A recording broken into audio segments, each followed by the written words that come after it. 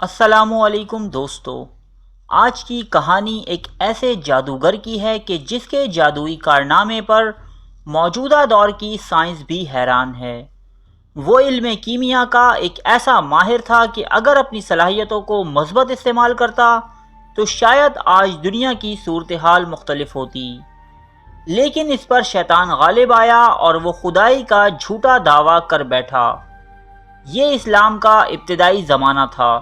خراسان یعنی موجودہ افغانستان کے ایک چھوٹے سے گاؤں میں ایک دھوبی کے گھر انتہائی بدصورت بچہ پیدا ہوا۔ دھوبی نے اس کا نام ہاشم رکھا۔ یہ اتنا بدصورت تھا کہ جب بچوں کے ساتھ کھیلنے باہر نکلتا تو دوسرے بچے اسے دیکھ کر ڈر جاتے۔ رفتہ رفتہ وہ تنہائی کا شکار ہو گیا۔ اس کے باپ نے جب یہ دیکھا کہ وہ سارا دن اکیلا پڑا رہتا ہے تو اسے بھی اپنے ساتھ دھوبی کے کام پر لگا لیا۔ جہاں ہاشم نے دیکھا کہ اس کی اور اس کے باپ کی کوئی عزت نہیں کرتا کیونکہ وہ ایک دھوبی ہے۔ ایک دن ان کے گاؤں میں ایک عالم تشریف لائے۔ لوگ ان کے سامنے عزت سے بچھے جاتے تھے۔ ہاشم نے جب یہ دیکھا تو اس نے اپنے باپ سے ضد کی کہ وہ بھی علم حاصل کرے گا۔ باپ نے بہت سمجھایا کہ تو دھوبی ہے، دھوبی ہی رہے گا، مگر وہ نہ مانا، اور ایک دن اس کے باپ نے اسے گھر سے نکال دیا۔ مرف کا شہر اس کے گاؤں سے نزدیک تھا۔ وہ علم حاصل کرنے کی غرض سے مرف چلا گیا۔ کئی سال بعد جب وہ لوٹا تو وہ پہلے جیسا ہاشم نہیں تھا۔ جب یہ بولتا تھا تو لگتا تھا جیسے علم کے سمندر بہہ رہے ہوں۔ یہ گاؤں اتنا پسماندہ تھا کہ ابھی تک اسلامی تعلیمات یہاں صحیح سے نہیں پہنچی تھیں۔ سادہ لوہ سے لوگ تھے۔ جب وہ ان کے سامنے طرح طرح کی کہانیاں سناتا تو لوگ سمجھتے ہاشم میں کوئی آسیب داخل ہو گیا ہے جو اسے طرح طرح کی کہانیاں بتاتا ہے، لیکن کوئی شخص اسے دھوبی سے زیادہ کا اسٹیٹس دینے کو تیار نہ تھا۔ ہاشم جب علم حاصل کر رہا تھا تو اس کا تعارف ایک ایسے علم سے ہوا جسے علم طلسم کہا جاتا تھا۔ حقیقت میں وہ علم کیمیا یعنی کیمسٹری تھا۔ ان دنوں یہ علم صرف چند لوگوں تک محدود تھا۔ جب ہاشم کو اپنے گاؤں سے عزت نہ ملی تو وہ چپ چاپ دوبارہ اپنے گاؤں سے رخصت ہو گیا۔ کئی سال گزر گئے اور ایک دن ہاشم واپس آ گیا۔ اب وہ طب اور کیمیا سیکھ کر واپس لوٹا تھا۔ وہ بیمار لوگوں کو صحت مند کر دیا کرتا۔ اس کے گاؤں والے یہ دیکھ کر حیران رہ جاتے کہ دھوبی کے بیٹے میں ایسی صلاحیتیں۔ ایک دن اسے خود کو بہت شدید چیچک نکل آئی، جس کے دوران اس کے چہرے پر بدنما داغ پڑ گئے اور اس کی ایک آنکھ بھی ضائع ہو گئی۔ وہ بدصورت تو پہلے سے تھا، مگر اس طرح اس کا چہرہ اور بھی مکروہ ہو گیا۔ اب گاؤں والے اس کا مذاق اڑایا کرتے کہ اگر تیرے اندر واقعی کوئی صلاحیت تھی تو خود اپنا بچاؤ کیوں نہ کیا۔ یہ دیکھ کر وہ بہت دل برداشتہ ہوا اور احساس محرومی کا شکار ہو گیا۔ اس کے بعد ہاشم کی مصروفیت بہت پراسرار ہو گئی۔ وہ اپنے تجربات میں لگا رہتا۔ وہ دراصل علم کیمیا کے ذریعے مختلف دھاتوں کو سونے میں تبدیل کرنا چاہتا تھا، اور ایک دن اس نے کامیابی حاصل کر لی۔ اس نے اپنے بنائے ہوئے سونے کی مدد سے اپنے لیے ایک سونے کا نقاب بنایا۔ وہ سمجھ گیا تھا کہ وہ کچھ بھی کر لے مگر اس گاؤں کے لوگ اسے دھوبی کا بیٹا ہی سمجھیں گے۔ اس لیے اس نے اپنے چند حالی موالیوں کو ساتھ لیا اور ایک انجان جگہ کے سفر پر نکل پڑا۔ وہ ماوراؤن نہرا یعنی سینٹرل ایشیا کے ایک علاقے کش میں داخل ہوا اور وہاں ایک خالی پڑے قلعے میں رہنے لگا۔ اس نے اپنے بنائے ہوئے سونے کے ٹکڑے بیچ کر اس قلعے میں خوب اناج جمع کر لی۔ اب وہ نقاب اپنے منہ پر پہن کر اس نے اپنے چیلوں سے کہا کہ قریبی بستیوں میں جا کر کہو کہ اس قلعے میں نعوذ باللہ خدا آیا ہے، جاؤ اس سے جا کر ملو۔ اس کے چیلے جاتے اور بستیوں میں جا کر اس کی باتیں سناتے۔ لوگ یہ باتیں سن کر مذاق میں اڑا دیتے، مگر کچھ لوگ تجسس کی بنا پر اس قلعے میں چلے آتے، جہاں اس نے کیمیا کی مدد سے ایسا طلسمی ماحول بنا رکھا تھا کہ لوگ دم بخود رہ جاتے۔ اس کے سر پر ایک روشنی کا گولا روشن رہتا۔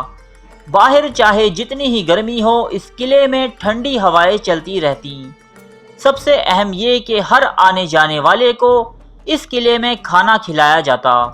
غربت کے مارے کچھ لوگوں نے اس قلعے کو اپنا ٹھکانہ بنا لیا، جبکہ کچھ لوگ واقعی اس کی شعبدے بازیوں سے مرعوب ہو گئے۔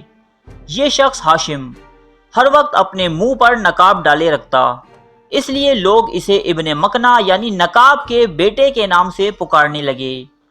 جب اس کی شہرت بڑھنے لگی تو علماء نے اس وقت کے خلیفہ مہدی کو ایک خط کے ذریعے اس فتنے سے آگاہ کیا، لیکن خلیفہ مہدی اس وقت بنو امیہ سے برسرِ پیکار تھا، چنانچہ اس نے کوئی توجہ نہ دی۔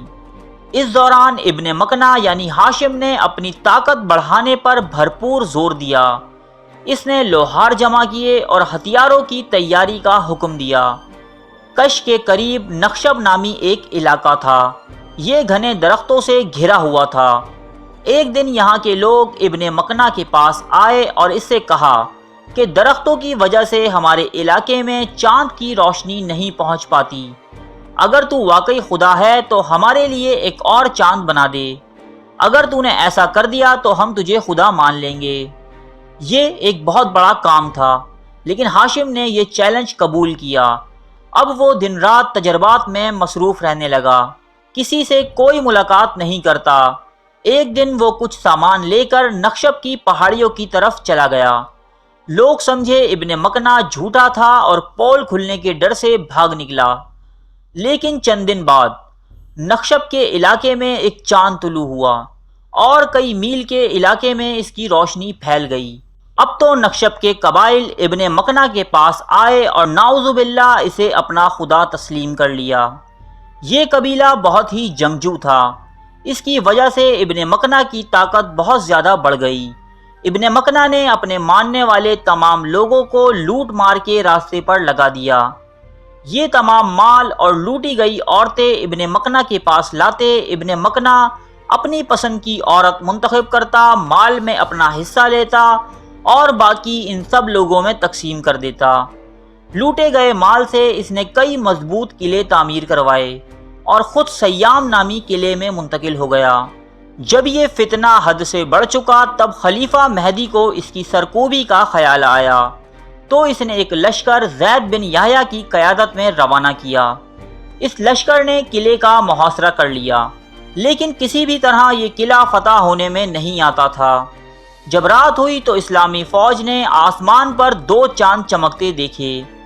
اس سے فوج میں عجیب سی بے چینی پھیل گئی۔ انہوں نے سنا تھا کہ ابن مکنہ جادوگر ہے، لیکن ایسا جادو نہ کبھی کسی نے سنا تھا اور نہ کسی نے دیکھا۔ یہ محاصرہ ناکام ہوا۔ اس کے بعد کئی سپہ سالار آئے اور گئے۔ آخر میں مہدی نے سعید حرشی نامی شخص کو اسلامی فوج کی قیادت دی۔ اس نے مستقل مزاجی اور بھرپور عزم کے ساتھ قلعے کے گرد کھدی ہوئی خندق کو بھرنے کا کام شروع کیا۔ جب قلعے کے اندر کے لوگوں کو پتہ چلا کہ اب مسلمان اندر داخل ہو جائیں گے تو سب لوگ ابن مکنہ سے شکایت کرنے لگے کہ اگر تو خدا ہے تو ہمیں بچا، مگر وہ تو ایک شیطان صفت انسان تھا۔ اس نے اپنے پہرے داروں اور اپنی 100 بیویوں کو زہر دیا اور اپنا نقاب اتار کر ایک لاش کے اوپر ڈال دیا۔ وہ جانتا تھا کہ کسی نے اس کا چہرہ نہیں دیکھا ہے، اس لیے اطمینان سے چلتا ہوا قلعے سے باہر جانے لگا، مگر اس کی ایک انتہائی خوبصورت بیوی جس نے ہم بستری کے دوران اس کا چہرہ دیکھ لیا تھا اس کو پہچان گئی۔ اس کی نشاندہی پر اسے گرفتار کر لیا گیا، مگر اس نے گرفتار ہوتے ہی زہر کھا لیا۔ اسلامی فوج نے خدائی کے اس جھوٹے دعوے دار کا سر کاٹ کر اسے جہنم رسید کیا۔ اس کے مرنے کے چند ہی دن بعد اس کا بنایا ہوا مصنوعی چاند جو کہ نخشب کے ایک کنویں سے نکلتا تھا، غروب ہوتے ہوئے اس کنویں کی دیوار سے ٹکرا کر ٹوٹ گیا۔ یوں اس مکروہ کردار شخص اور اس کے جادو کا اختتام ہوا۔ اس ویڈیو کی تیاری میں مندرجہ ذیل کتابوں سے مدد لی گئی ہے: تاریخ ابن خلدون، تاریخ طبری، نبوت کے جھوٹے دعوے دار ضیاء تسنیم بلگرامی۔ ارے فرینڈز، 1 منٹ، آپ ایسے ہی جا رہے ہیں؟ اتنی محنت سے ویڈیو بنائی ہے، ایک لائک تو بنتا ہے نا؟ اور دوسرا یہ کہ آپ ہمیں اتنی بڑی دنیا میں دوبارہ کیسے ڈھونڈیں گے؟ تو اس کا حل یہ ہے کہ آپ ہمارے چینل کو سبسکرائب کر لیجئے اور اس بیل کے آئیکن کو کلک کر دیجئے اس طرح ہمارے آنے والی تمام ویڈیوز آپ تک پہنچتی رہیں گی۔ ارے ڈریے مت، یہ بالکل فری ہے۔